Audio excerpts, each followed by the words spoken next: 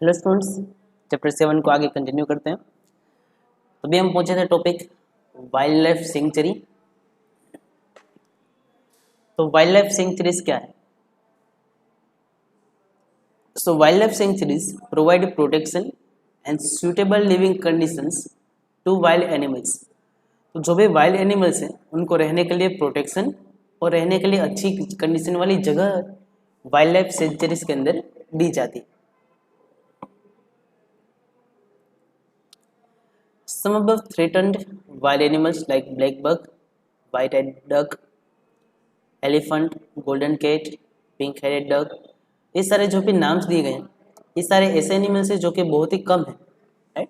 So these are protected and preserved in our wildlife sanctuaries. Indian sanctuaries have unique landscapes, broad-level forest, mountain forest, and bushland in deltas of big rivers. It is a pity that even protected forests are not safe because people living in the neighborhood encroach upon them and destroy them. तो जो wild life centuries है वो actually बनाई गई है animals और wild life को protect करने के लिए, बट उसमें भी जो आसपास के लोग रहते हैं वो किसी ना किसी तरह उसे भी नुकसान पहुंचाते हैं अपने यूज़ के लिए, ट्रीज वगैरह कट करते हैं या फिर एनिमल्स को मारते हैं, तो उसके अंदर भी वो लोग पूरी तरह से सेफ नहीं है।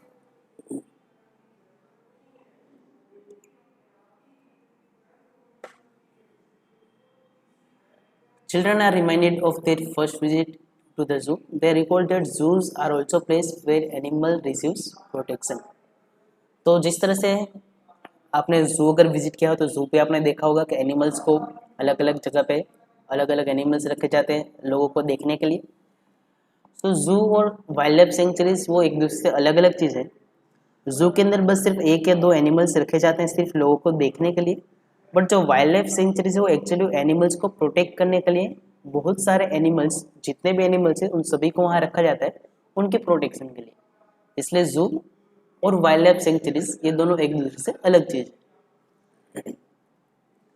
नेक्स्ट अभी नेशनल पार्क। तो अभी देखते हैं कि नेशनल पार्क क्या है। तो इस स्टोरी के अंदर जो चैप्टर के अंदर एक स्टोरी है कि एक स्कूल में से सभी बच्चे गए हैं विजिट करने के लिए अलग अलग जगह। तो उसके अंदर वो लोग पहुंचते भी Satpura national park. The children were now eager to go there. Madhavji tells them that these reserves are large and diverse enough to protect whole sets of ecosystem. They preserve flora, fauna, landscape and historic objects of an area. तो national park है उसके अंदर अलग अलग animals और साथ में वो जो जगह है उस जगह को भी प्रोटेक्ट किया जाता है। Satpura national park is the first reserve forest of India. तो जो सातपुरा नेशनल पार्क है वो हमारे इंडिया का ऐसा फर्स्ट रिजर्व फॉरेस्ट है। The finest Indian teak is found in the forest. As the children move ahead, they see a board with Satpura Tiger Reserve written on it. Madhavji explains that Project Tiger was launched by the government to protect the tigers in the country. तो students एक समय ऐसा था जब हमारे country के अंदर tigers के जो नंबर्स हैं वो बहुत ही ज़्यादा कम हो गए थे। टाइगर्स धीरे धीरे बहुत ही कम हो रहे थे, बहुत ही स्पीड में कम हो रहे थे, राइट? तो हमारे गवर्नमेंट ने प्रोजेक्ट टाइगर स्टार्ट किया जिसके अंदर में टाइगर्स को है वो प्रोटेक्ट करना स्टार्ट हुआ। उसी तरह से सातपुरा जो टाइगर रिजर्व है उसके अंदर टाइगर्स को प्रोटेक्ट किया गया था।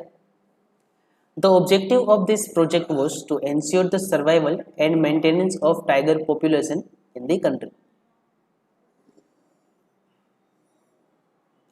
यहाँ पे हम अलग अलग एनिमल्स के पिक्चर्स हमें दिए गए हैं।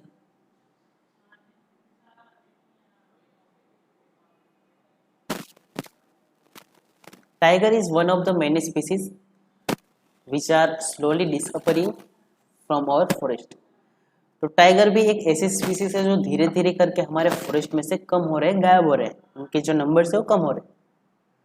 But the Satpura reserve is unique in the sense that a significant increase in the population of tiger has been seen here. But जो सातपुरा टाइगर रिजर्व है उसके अंदर हमें दिख रहा है कि धीरे धीरे उसके अंदर टाइगर्स की पॉपुलेशन वो बढ़ रही है। Once upon a time, animals like lions, elephants, wild buffaloes, and Barasinga were also found in Satpura National Park.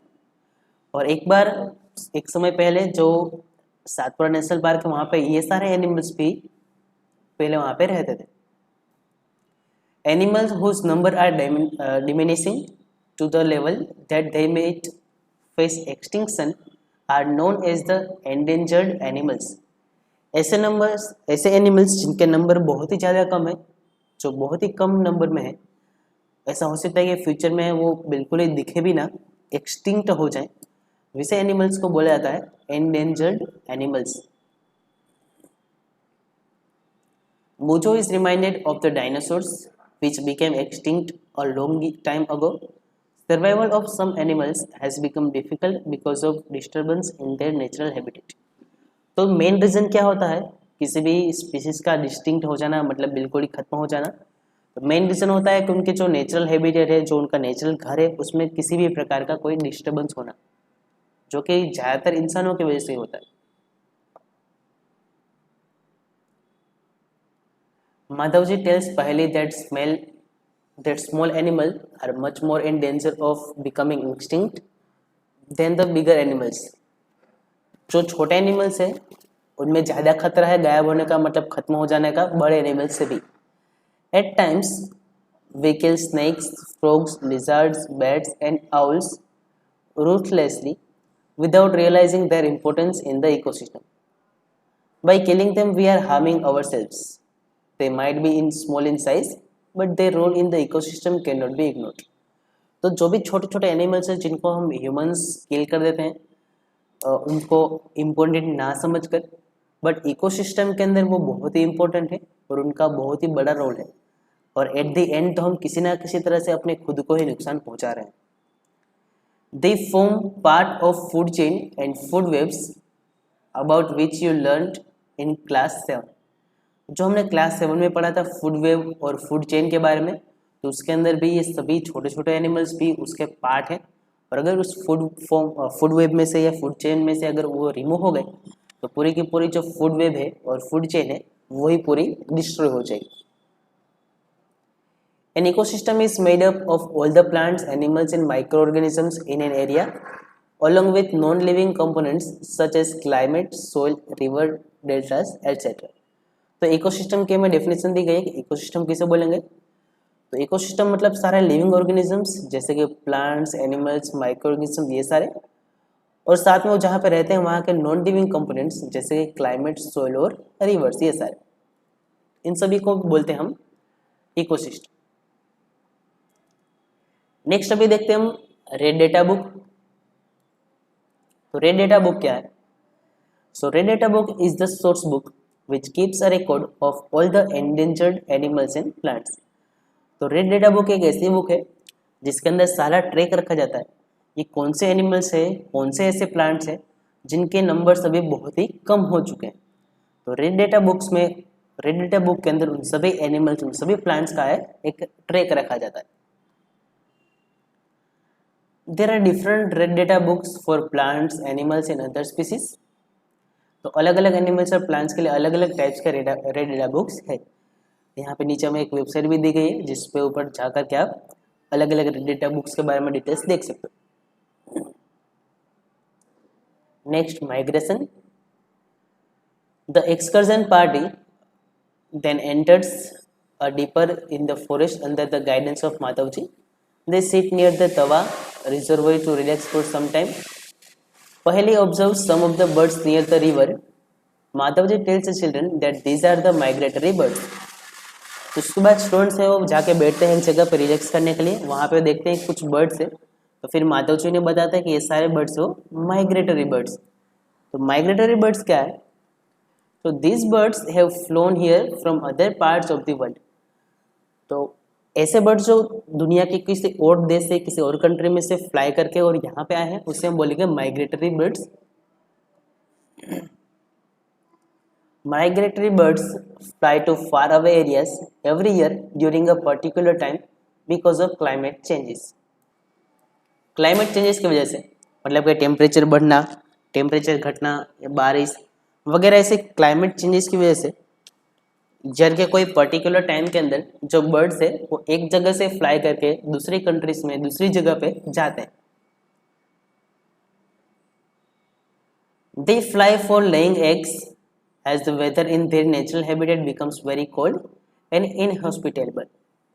Birds who cover long distance to reach another land are known as migratory birds, as पहले learned in class 7. So जो ऐसे birds हैं जो कि जब egg देने का time आता है, एग ले करने का टाइम आता है, बट तभी उनका जो नेचुरल हैबिटेट है जहाँ पे वो रहते हैं वहाँ का टेम्परेचर वेरी कोल्ड, बहुत ही ज़्यादा कोल्ड हो जाता है, तब उन्हें वहाँ से जाकर दूसरी जगह पर रहने की ज़रूरत पड़ती है। इसलिए फ्लाई करके बहुत ही लंबा डिस्टेंस कवर करके और दूसरी कंट्रीज में जाते हैं और फिर वहाँ पे जाके वो अपने एग्स ले करते हैं और बच्चों को बड़े करते हैं। तो इस तरह के सारे बर्ड्स है उन्हें बोला जाता है migratory birds.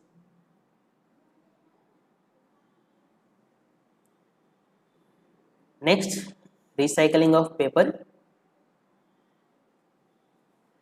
Professor Ahmad draws the attention of the children to another cause of deforestation. He tells them that it takes 17 full-grown trees to make 1 ton of paper. तो अभी प्रोफेसर अहमद जो है वो बच्चों को बताते हैं कि किस तरह से डिफोरेस्टेशन होता है, मतलब कि डिफोरेस्टेशन मतलब जंगल डिस्ट्रॉय होना, जंगल खत्म होना। तो उन्हें बताते हैं कि अगर 1 टन पेपर बनाना हो तो उसके लिए पूरे 17 पूरी तरह से ग्रो हुए ट्रीज लगते हैं। Therefore we should save paper, और इसी वजह से हमें पेपर है वो सेव करना चाहिए। Professor Ahmad also tells that paper can be recycled 5 to 7 times for use. Professor Ahmad बताते हैं कि पेपर्स को हम 5 से 7 टाइम तक उसे रिसाइकल करके यूज कर सकते हैं। If each student saves at least 1 sheet of paper in a day, we can save many trees in a year. अगर हर एक स्टूडेंट्स एक दिन के अंदर एक पेज अगर सेव करे तो एक ईयर के अंदर हम बहुत सारे ट्रीज है वो सेव कर सकते हैं। We should save used paper and recycle it. हमें पेपर को सेव करना चाहिए, यूज किए हुए पेपर को रिसाइकल करना चाहिए और फिर से और उसे रीयूज फिर से करना चाहिए। By this we not only save trees but also save energy and water needed for manufacturing papers. Paper बनाने के लिए वाटर भी चाहिए होता है, तो इस तरह से अगर पेपर सेव करेंगे हम तो साथ में जो वाटर है वो भी सेव होगा। More over the amount of harmful chemicals used in paper making will also be reduced. और साथ में पेपर बनाने के लिए जो हार्मफुल केमिकल्स यूज होता है वो केमिकल भी अपने आप वो कम हो जाएंगे। Next, reforestation. The Professor Ahmed suggests that the answer to deforestation is reforestation. Deforestation को किस तरह से रोका जाए तो उसके लिए सॉल्यूशन है रिफोरेस्टेशन। रिफोरेस्टेशन मतलब वापस से जंगलों को ग्रो कराना। Reforestation is restocking of the destroyed forest by planting new trees. जो पहले के फॉरेस्ट थे जो अभी पूरी तरह से डिस्ट्रॉय हो चुके हैं उनके अंदर फिर से नए प्लांट्स लगा के उन्हें फिर से फॉरेस्ट को जिंदा करना। The planted trees should generally be of the same species which were found in that forest. We should plant at least as many trees as we cut. तो हमने जो ट्रीज कट किए थे वैसे स्पीसीज के प्लांट्स हमें उसमें लगाने चाहिए, और कम से कम जितने ट्रीज हम कट करते हैं हम ह्यूमंस उतने तो कम से कम हमें वापस से ग्रो करने ही चाहिए, उतने प्लांट करने ही चाहिए। Reforestation can take place naturally also. If the deforested area is left undisturbed, it re-establishes itself. In natural reforestation, there is no role of human being. तो अगर एक बार किसी फॉरेस्ट को डिस्ट्रॉय करने के बाद अगर हम उसे कोई डिस्टर्ब ना करें बाहर से तो अपने आप उसके अंदर नेचुरली रिफोरेस्टेशन भी हो जाता है। We have already made a tremendous damage to our forest. If we have to retain our green wealth for generations, plantation of more trees is the only option. तो हमने ऑलरेडी बहुत सारा नुकसान कर चुका है एनवायरनमेंट के अंदर, तो अगर हमें फ्यूचर जनरेशन्स के लिए अगर एनवायरनमेंट को सेफ रखना है तो उसके लिए वन ऑफ द सॉल्यूशन यही होगा फॉरेस्टेशन या फिर प्लांटेशन। स्टूडेंट्स, यहाँ पे हमारा चैप्टर कंप्लीट होता है। एक बार टेक्स्ट बुक में से आप सभी को चैप्टर पूरा एक बार पढ़ लेना है, राइट। फिर नेक्स्ट लेक्चर में मिलेंगे हम नेक्स्ट चैप्टर के साथ।